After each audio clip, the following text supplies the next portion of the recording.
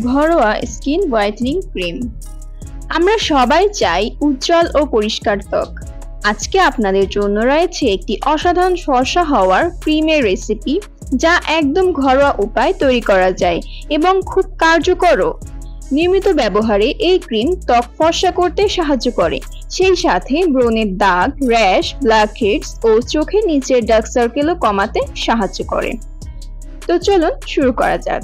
প্রয়োজনীয় উপকরণ: 1/4 কাপ কাজু বাদাম, 1/4 কাপ টক দই, 2 চা চামচ মিষ্টি লেবুর রস, 1 চিমটি হলুদের গুঁড়ো, হাফ চা চামচ চন্দন গুঁড়ো, 1 চিমটি জাফরান।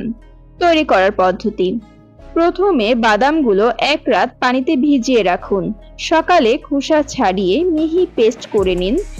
একটি পরিষ্কার বাটিতে এই বাদামের পেস্ট নিয়ে তার সাথে দই, মিষ্টি লেবুর রস, হলুদের গুঁড়ো, চন্দন গুঁড়ো এবং জাফরান মিশিয়ে নিন। ভালোভাবে ব্লেন্ড করে একদম স্মুথ ক্রিম তৈরি করুন।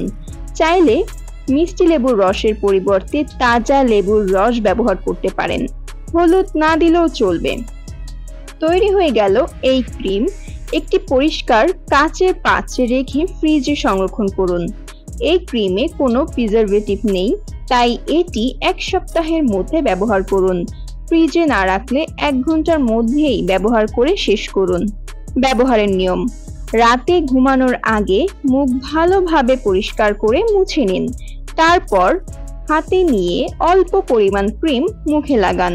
হালকা করে ম্যাসাজ করে ক্রিমটিকে ত্বকে ভালোভাবে মিশিয়ে নিন।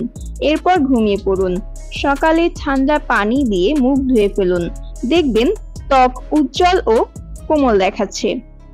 তো বন্ধুরা, যদি ভিডিওটি ভালো লেগে থাকে তাহলে একটা লাইক দিয়ে দিন, শেয়ার করুন আপনার প্রিয়জনদের সাথে, আর চ্যানেলটি সাবস্ক্রাইব করতে একদমই ভুলবেন না।